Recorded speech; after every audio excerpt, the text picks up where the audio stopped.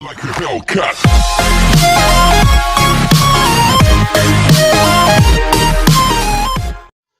Good morning, class 9.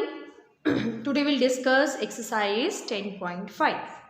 देखिए exercise 10.5 में हमने angle subtended by an arc पढ़नी है. ठीक है, फर्स्ट है आपके पास angle subtended by an arc of a circle. देखिए ये क्या है आपके पास, एक सर्कल, और ए बी क्या है इसकी, एक आर्क. सर्कल का अगर हम कोई पार्ट उठा लेते हैं दैट बिकम्स इट्स आर्क. तो ए बी इसकी माइनर आर्क है. ठीक है, अगर हम ऐसे देखें तो ये इसकी क्या होगी, मेजर आर्क. तो हम angle subtended by minor arc पढ़ रहे हैं अभी. ठीक है जी, ए बी माइनर आर्क है. ठीक है, अगर मैं सेंटर से इस आर्क के एंड पॉइंट्स को ज्वाइन कर देती हूँ तो this A O B is angle subtended by this A B arc. ठीक है, और अगर इसको हम इस तरफ शो करते हैं so angle subtended by major A B arc. ठीक है, ये आपका मेजर ए बी आर्क से एंगल सबटेंड हो रहा है सेंटर पर, और ये आपका माइनर ए बी आर्क से सेंटर पर एंगल सबटेंड हो रहा है. ठीक है, अब इसी पर आपकी एक थ्योरम है, the angle subtended by an arc at the centre. हमने के बी आर्क ली, ये सेंटर पर एंगल बना दिया. ठीक है, दिस इज द सेंटर, ये एंगल बना दिया सेंटर पर. ठीक है, is double the angle subtended by it at any point on the remaining part of the circle. तो remaining part कौन से सर्कल के, ये ए बी आर्क है and this whole is remaining part of the circle. ठीक है जी. तो ये ए बी आर्क सेंटर पर एंगल बना रही है दिस ए ओ बी, और रिमेनिंग पार्ट पर कौन सा एंगल बना रही है, दिस ए सी बी. तो वो क्या कह रहा है कि सेंटर पर जो एंगल बनेगा वो रिमेनिंग पार्ट पर बनने वाले एंगल का क्या रहेगा, डबल रहेगा. तो यानी अगर यहाँ एंगल x बन रहा है तो यहाँ पे क्या बनेगा, 2x. ठीक है, सपोज यहाँ एंगल अगर 30 का बन रहा है तो सेंटर पर कितना हो जाएगा, डबल, 2 into 30 दैट इज 60. ठीक है, ऐसे ही अगर आपको सेंटर पर बनने वाला एंगल दिया हुआ है, सपोज ये एंगल आपको दिया हुआ है 70.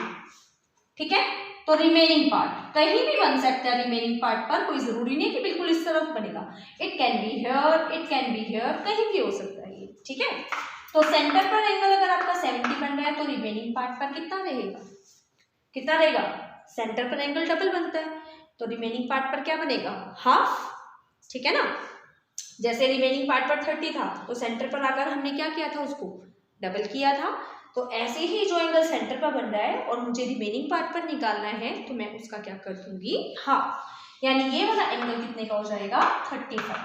ठीक है, अगर ये दिया है तो सेंटर पर निकालने के लिए डबल करेंगे, और अगर सेंटर का दिया है तो रिमेनिंग पार्ट पर निकालने के लिए हम उसका क्या करेंगे, हाफ. ठीक है, अब यहीं से हमारे पास एक और बात आती है. सपोज ये एंगल है, एक एंगल ये है. देखिए ये भी ए बी आर्क से बन रहा है ना. इस एंगल के भी एंड पॉइंट्स कहाँ आ रहे हैं, ए पर और बी पर. तो ये भी सेंटर का क्या बनेगा, हाफ. ये 70 है तो ये कितना देगा, 35. सेंटर पर बनने वाले एंगल का जो है वो क्या हो जाएगा, यहाँ पे बनने वाला एंगल हाफ. ये 70 है तो ये हो गया 35. ठीक है, अब यहाँ से हमारे पास एक और बात आ जाती है, that angle in same segment. देखिए ये भी है, अगर मैं इसको इस तरह से ज्वाइन कर दूं तो आपके पास सेगमेंट बन जाएगा, this is minor segment and this is major segment. ठीक है ना, तो ये एक ही सेगमेंट है ना, एक सेगमेंट ये हो गया और एक सेगमेंट ये हो गया. तो हमें यहाँ से एक और बात पता चली कि angle made in same segments are equal. अगर एक ही सेगमेंट में सेम आर्क से एंगल बन रहे हैं then these angles must be equal. ठीक है, सेम आर्क से बनने चाहिए. ठीक है, ऐसे नहीं हो, सपोज आपके पास ये ए बी आर्क है. ठीक है, इस ए बी से यहां एक एंगल बन गया, दिस इज अ सेगमेंट, एक ये मेजर और ये माइनर. मेजर में एक एंगल ये बन गया. ठीक है, और एक एंगल ये बन रहा है. सपोज, ठीक है। तो ये दोनों एंगल्स इक्वल नहीं होंगे, दीज आर नॉट इक्वल। क्यों? क्योंकि एक एंगल आपका ए बी से बन रहा है, ठीक है, और दूसरा किससे बन रहा है? ए सी से, ठीक है जी। तो एक सेगमेंट में बनने वाले एंगल पर होने चाहिए सेम आर्क से, देन दे आर इक्वल, ठीक है।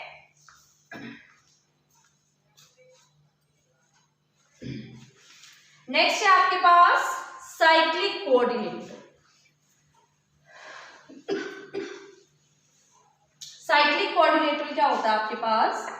A quadrilateral having all its vertices on a circle is called a cyclic quadrilateral, ठीक है जी।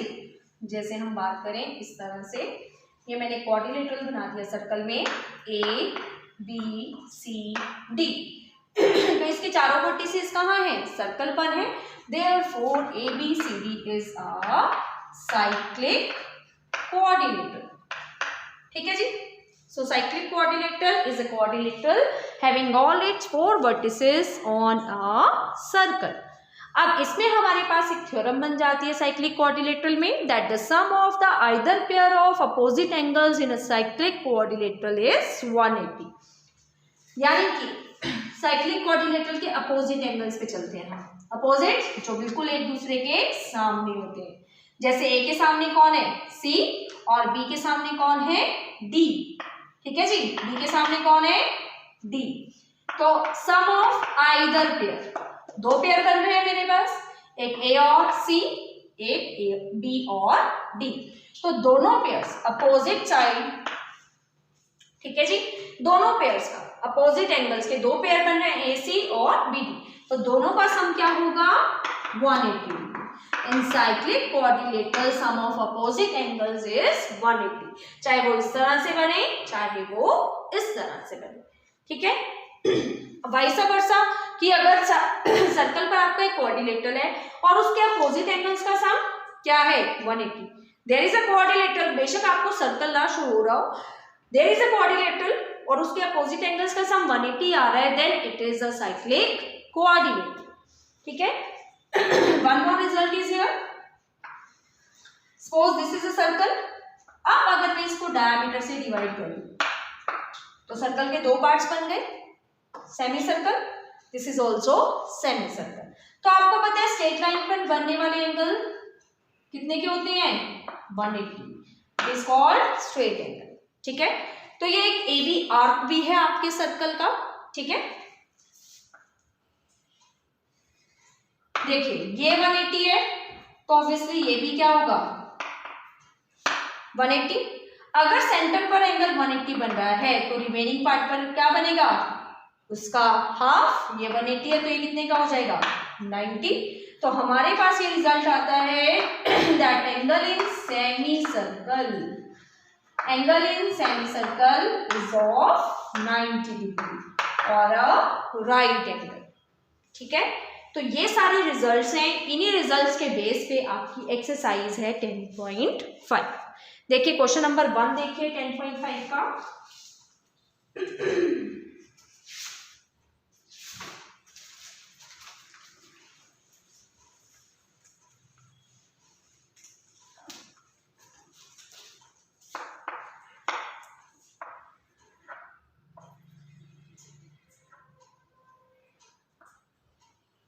यहाँ आपको एक सी हेयर ओवर डी और यहाँ आपको बी गिवन है, ठीक है।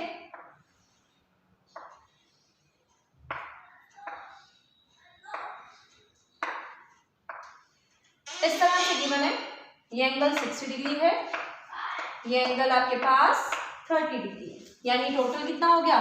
90। सेंटर पर कितना एंगल बन रहा है? 90। तो रिमेनिंग पार्ट देखिए सेम होने चाहिए, ये इस तरफ है तो ये भी इस तरफ, ये 90 है तो यहाँ एंगल कितने का बनेगा?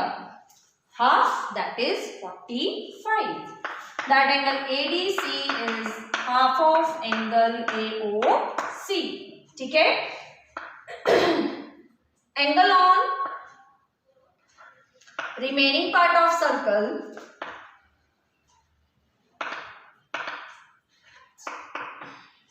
part of circle is half the angle made on center, कि सेंटर पर आपका जो एंगल बन रहा है रिमेनिंग पार्ट पर बनने वाला एंगल उसका हाफ होगा। ठीक है जी। तो AOC कितना बन रहा है आपके पास 90, तो ADC कितना आ गया 45। ठीक है। नेक्स्ट है क्वेश्चन नंबर 2, अ कोड of a circle is equal to the radius. इसकी फिगर आपको खुद से बनानी है। एक सर्कल आपको दिया गया है और क्या कह रहा है वो कि सर्कल का जो कोड है वो रेडियस के इक्वल है। सपोज ये कोड है सर्कल का, ये आर रेडियस है और जो कोड है वो भी किसके इक्वल है, रेडियस के ही इक्वल आपको दिया गया है। ठीक है। तो आप देख सकते हैं ट्रायंगल की तीनों साइड्स इक्वल हो गई, ये भी रेडियस, ये रेडियस एंड कोड is also equal to radius, that all the three side of this triangle is equal, so it becomes an equilateral triangle, and in an equilateral triangle each angle is of 60 degree। तो यानी ये angle कितने का हो गया मेरे पास 60 degree. Question देखिए समझना है आपने, they are very easy and interesting questions. A chord of circle is equal to the radius of the circle. Find the angle subtended by the chord at a point on the minor arc and also at a point on the major arc। देखिए तो आपको पता है ये minor arc है और ये क्या है मेजर आर्क। अब वो क्या कह रहे हैं, ये उसने इंफॉर्मेशन दे दी आपको। अब वो कह रहे हैं कि यही कोड मेजर आर्क पे कुछ एंगल सबटेंड कर रही है और कुछ एंगल सबटेंड कर रही है माइनर आर्क, ये वाली यहां पर। ठीक है। यानी आपको क्या क्या निकालना है, जो मेजर आर्क पर एंगल बना रही है वो भी निकालना है और जो माइनर आर्क पर एंगल बना रही है वो भी निकालना है। तो देखिए ये एंगल 60 है, सेंटर पर 60 है, तो रिमेनिंग पार्ट पर क्या रहेगा उसका half, that angle ACB is half of angle AOB। ठीक है जी। तो एंगल AOB आप 60 का क्यों ले रहे हैं, because OAB is an equilateral triangle. ठीक है, इक्विलेटरल ट्रायंगल है, therefore each angle is of 60 degree. अब ये 60 है तो रिमेनिंग पार्ट पर क्या रहेगा हाफ, दैट इज ACB कितना आ गया 30, ACB 30 है। तो अब ये देख सकते हैं ये कैसे है, ये चलिए पहले इसकी बात करते हैं। ACBD क्या बन रही है, साइक्लिक क्वाड्रिलेटरल, क्योंकि आप देख सकते हैं चारों वर्टिसेस कहाँ आ रहे हैं इसके सर्कल पर। ACBD is a cyclic quadrilateral. और अभी अभी मैंने आपको बताया कि साइक्लिक क्वाड्रिलेटरल में अपोजिट एंगल्स का सम कितना होता है 180। तो आप देख सकते हैं C और D बिल्कुल इसके अपोजिट आ रहे हैं। So angle C plus angle D is 180। Reason opposite angles of a cyclic quadrilateral. तो आपको ACB यानी C एंगल तो पता है कितने का है 30 का, तो D कितने का हो जाएगा 30 प्लस है उधर जाके क्या हो जाएगा minus, so 180 minus 30 that angle D is 150 degree. ठीक है। माइनर आर्क पर एंगल 30 का आ रहा है, सॉरी मेजर पर एंगल 30 का आ रहा है और माइनर आर्क पर एंगल कितने का आ रहा है 150। ठीक है जी। ऐसे question number 3, 4, 5 these are very simple questions, ये आपने ट्राई करने हैं। इसी तरह से थ्योरम्स आपकी अप्लाई होंगी, राइट। अब देखिए question number 6।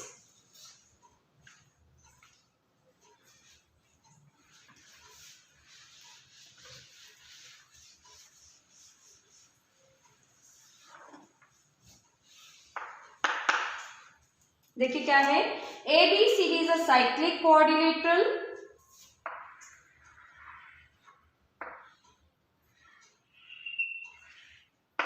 ABCD cyclic quadrilateral है, तो इसके चारों वर्टिसेस कहाँ होंगे आपके सर्कल पर।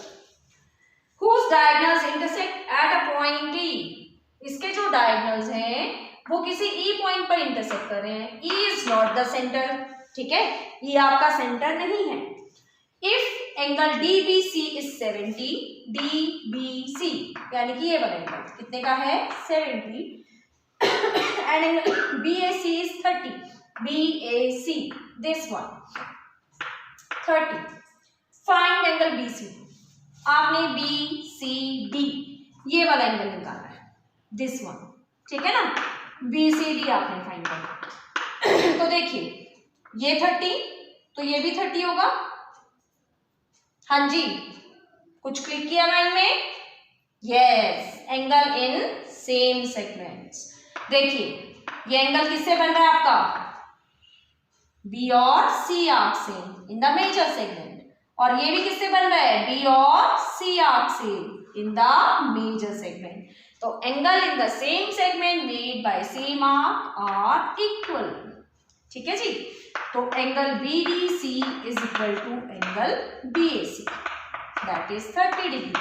Reason, angles in same segment, ठीक है। अब आपको ये एंगल पता चल गया 30। So now in this triangle, देखिए ये एक ट्रायंगल बन रही है, और ट्रायंगल में हमें पता है तीनों एंगल्स का सम कितना होता है 180। So in triangle BCD 70 plus 30 plus angle BCD is 180। Reason, angle sum property of triangles. 70 plus 30 100, 100 plus का है तो उधर जाके क्या हो जाएगा माइनस। तो एंगल BCD कितना आ गया आपके पास 80 डिग्री, ठीक है। अब एक एंगल निकाल दिया। अब उसने एक बात आपसे और पूछी है, further if AB is equal to BC। अब वो कह रहे हैं कि ये सब तो हमने फाइंड कर लिया, अब अगर AB किसके इक्वल हो जाए BC के, यानी ये वाली साइड इस साइड के इक्वल हो जाए, देन फाइंड एंगल ECD। आपने ECD ये वाला एंगल निकालना है, you have to find this angle, ठीक है। तो देखिए आप ये पूरा एंगल निकाल चुके हैं 80, ठीक है। क्या कह रहा है वो आपको इसमें? अब देखिए ये triangle, let we consider this triangle, in triangle ABC, AB is equal to BC। हमें पता है इन आइसोसेलेस ट्रायंगल अगर दो साइड्स इक्वल होती हैं, तो उनके अपोजिट एंगल्स भी क्या होते हैं इक्वल। तो इसके अपोजिट ये वाला एंगल दिस, और इसके अपोजिट ये 30, ये 30 है तो ये भी क्या देगा 30। That angle BCE is equal to angle BAC, that is 30। क्यों? Angles opposite to equal sides, equal sides के अपोजिट एंगल्स हैं इसलिए इक्वल होंगे। And we know that angle BCD कितना था 80, फाइंड किया हमने, angle BCD is 80, we know that. तो BCD क्या क्या है? BCD is angle BCE plus angle ECD। देखिए BCD ये दो पार्ट से मिलके बन रहा है, one is this and one is this, that angle BCE plus ECD। तो BCE तो कितना आ गया आपके पास 30 प्लस है, उधर जाके क्या हो जाएगा माइनस। तो एंगल ECD कितना आ गया आपके पास 80 माइनस 30, दैट इज 50 डिग्री, ठीक है। तो क्लास आपने इसके क्वेश्चन ट्राई करने हैं, ठीक है, दैट्स ऑल। आपने अप टू 6 क्वेश्चंस करने हैं इसके।